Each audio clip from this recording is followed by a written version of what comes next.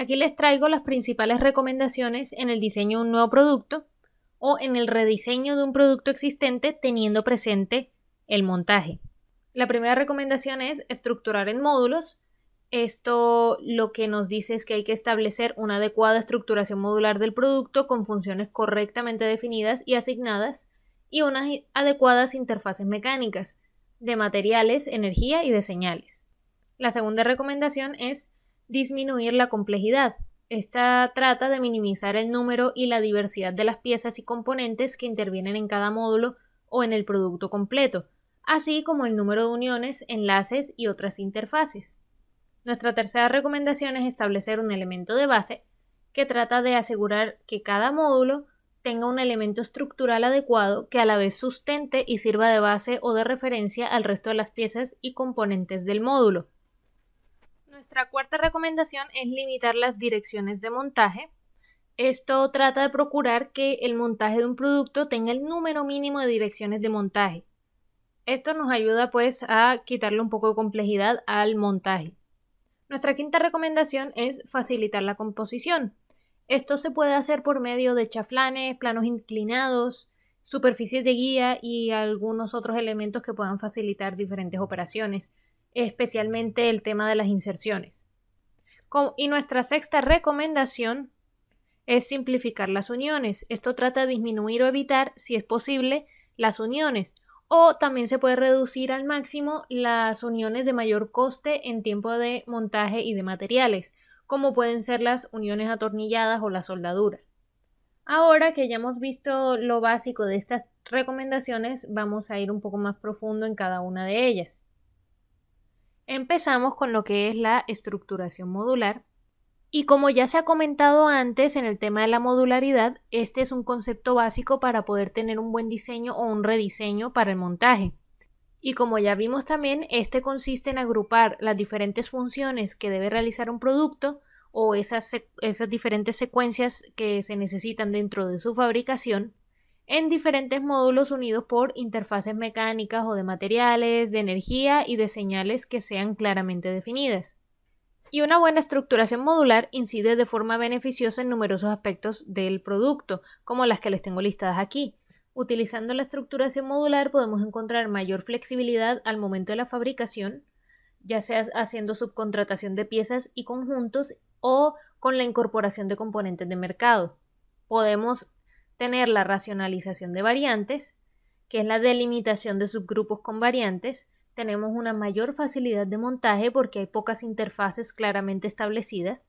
Tenemos la mejora de la fiabilidad del producto, en la que podemos realizar la verificación previa del montaje. Hay una facilidad de diagnóstico de averías y también hay una mejora de la mantenibilidad, porque hay una facilidad de desmontaje y también una facilidad para la sustitución de piezas y componentes. Y con esto podemos, digamos, concluir que establecer una buena estructuración modular de un producto es uno de los pilares básicos que hay en el diseño para el montaje.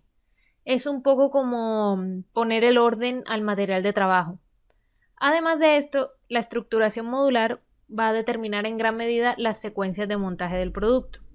Continuamos con nuestra segunda recomendación, que es la disminución de la complejidad. Y como ya el mismo nombre lo dice, corresponde a la disminución del número y variedad de piezas y de componentes de un producto y del número de interfaces mecánicas, de materiales, energía y de señales. La disminución de la complejidad tiene estos beneficios que les he listado aquí, como son disminuir el número total de piezas a conformar y se tiende a agrupar estas piezas en un número menor de piezas distintas. Tenemos también que puede disminuir el número de superficies mecanizadas y con ello también disminuye el número de uniones y enlaces. Se pueden disminuir las operaciones de montaje, hace que el conjunto como tal sea más fiable. ¿Esto qué quiere decir? Que hay menos partes e interfaces que son susceptibles de fallar. Y tenemos la mejora de la mantenibilidad, que es una mayor facilidad de montaje y de desmontaje. Ahora, en la decisión de eliminar una pieza o de refundir dos o más piezas en una sola, hay que realizarse 3 preguntas sobre cada pieza y componente. La primera es si se mueve en relación con el resto de piezas del sistema. La segunda es si hay motivos funcionales para que el material sea distinto al de las piezas de su entorno. Y la tercera es si debe poder separarse por alguna razón de montaje. Si la respuesta a estas tres preguntas es negativa, se puede pensar en transferir las funciones de la pieza a otra de su entorno y eliminarla. Pero en ese caso hay que formularse una última pregunta.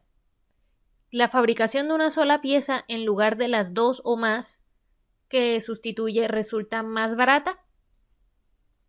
A pesar de que la respuesta a esta nueva pregunta sea negativa, la sustitución de varias piezas por una puede continuar siendo una buena opción si el ahorro en las operaciones asociadas a la fabricación y montaje, lo que lleva a la preparación y lanzamiento de producción, el almacenaje, el transporte, el montaje y la verificación, es superior al aumento del coste de conformación de la pieza única, que a menudo suele ser así. Seguimos con nuestra tercera recomendación, que es el elemento de base. Es conveniente establecer para cada uno de los módulos de un producto un elemento de base, sobre el que se puedan referenciar y queden unidos la mayor parte de las restantes piezas y componentes.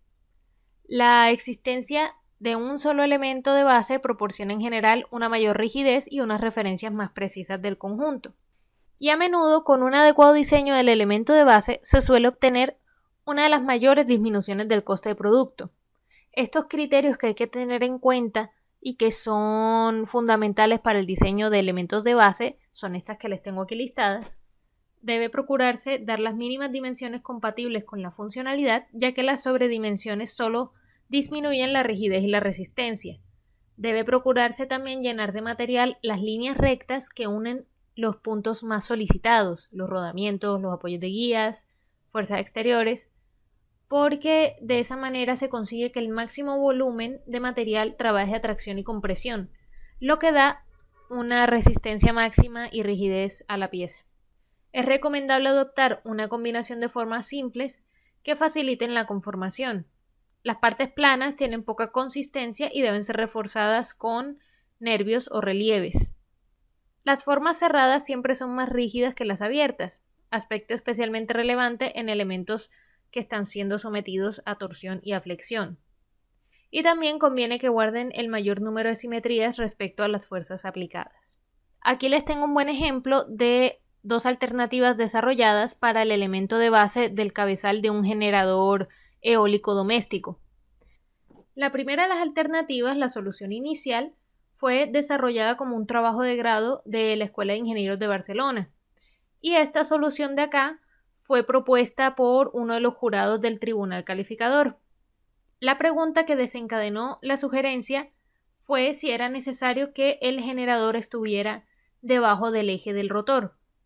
Y por lo que podemos suponer, la respuesta era negativa, no importa que esté abajo o arriba. De esto pues surgió la idea de que este elemento de base fuera una pieza de fundición con la forma que resulta en la intersección de dos tubos, que es lo que vemos aquí, un tubo aquí y otro tubo aquí, y con una articulación en la parte superior para el basculamiento del generador para conseguir el tensado de la correa. Entonces la tapa se transforma en una cubierta entera, vemos esta ya es una cubierta entera, en lugar de dos que se tenían en el diseño anterior, y que además de facilitar los ajustes y el mantenimiento, protege mucho más de factores climáticos como la lluvia. Pero podemos ver que hay una disminución de piezas y también realizando un elemento de base de esta manera, hemos conseguido también un mejor diseño que le da otras ventajas a esta solución alternativa. Seguimos con nuestra siguiente recomendación, que es la limitación de las direcciones de montaje. En este conviene que el número de direcciones del montaje, tanto en la composición, inserción, uniones roscadas y los ecliquetajes, sea el mínimo posible. Si es posible, es mejor que sea una sola. Los cambios de dirección de montaje implican una manipulación improductiva y en los casos de automatización eso conlleva a un aumento bastante grande de la dificultad de la operación y esto también repercute en el encarecimiento del equipo. Pasamos a la siguiente recomendación, que es la facilidad de composición. En este debe facilitarse la composición de los conjuntos, especialmente las inserciones, por medio de chaflanes, planos inclinados, superficies de guía y otros elementos que faciliten estas operaciones. Facilitar la inserción de elementos y evitar los puntos de enganche entre piezas es un aspecto muy importante en la automatización del montaje, porque de lo contrario, disponer de algún sistema artificial con la extraordinaria habilidad y la flexibilidad que tenemos nosotros los seres humanos resultaría en una inversión demasiado costosa. Y tenemos que tener en cuenta también que la orientación de las piezas y el establecimiento de simetrías son recursos que facilitan la manipulación en estas operaciones. También hay que tener en cuenta la accesibilidad necesaria en el proceso de montaje, ya sea si es manual o si es automatizado. Les tengo aquí un ejemplo en el que el diseño de esta pieza está realizado de esta manera, pero a la hora de realizar la inserción del resorte puede quedar enganchada en alguna de estas puntas, porque hay un cambio brusco de sección y produce ese punto de enganche. Esto se puede evitar por medio de un chaflán y diseñándolo de esta manera. Estos planos inclinados ayudan a que no ocurran estos puntos de enganches. Tenemos la siguiente recomendación, que es el tema de los sistemas de unión y de conexión. Considerar las uniones y conexiones es bastante importante en la composición de un producto, debido a que una parte muy importante del tiempo y del coste total corresponde a unas tareas de preparación y montaje de estos elementos, los de unión. La primera recomendación es evitar las uniones siempre que sea posible y, en caso contrario, simplificarlas al máximo. Hay que tener en cuenta que las uniones constituyen elementos básicos en los productos que afectan múltiples aspectos del diseño. Podemos encontrar uniones desmontables o uniones permanentes, en el que generalmente las uniones permanentes suelen ser más económicas que las desmontables. Pero, bueno, cada cosa tiene su ventaja y desventaja. Por otra parte, las uniones desmontables permiten el mantenimiento del producto, mientras que las uniones permanentes lo dificultan e incluso llegan a impedirlo totalmente. También tenemos lo que son las uniones para el montaje fácil o uniones para el desguace. El diseño para el montaje fácil va destinado a tener una producción más barata, mientras que las uniones para el desguace van destinadas a facilitar el reciclaje de los materiales. Estos dos requerimientos no siempre son fáciles de coordinar y en muchos casos uno contradice al otro. Aquí vemos unos ejemplos de diferentes tipos de unión y los costes crecientes. Tenemos acá, digamos, el más barato que se puede encontrar, el de cliquetaje. Luego tenemos este enlace permanente. Luego tenemos aquí una unión remachada. Y tenemos un tornillo, que termina siendo los tipos de uniones más costosos. Aquí les traigo una gráfica sobre la variación del coste en función del tipo de unión atornillada. Aquí vemos los diferentes tipos de uniones atornilladas y cómo va subiendo este coste dependiendo de cuál es el que se esté utilizando. Y aquí vemos diferentes tipos de ecliquetaje. Entonces vemos que la pieza va a bajar y se va a enganchar por medio de estas dos piezas que son sostenidas por unos resortes. Vemos aquí esta otra pieza esférica que se une a otra donde encaja perfectamente y puede girar dentro de ella. Y tenemos esta otra pieza de cliquetaje que vemos que cuando baja la pieza se engancha en esta parte.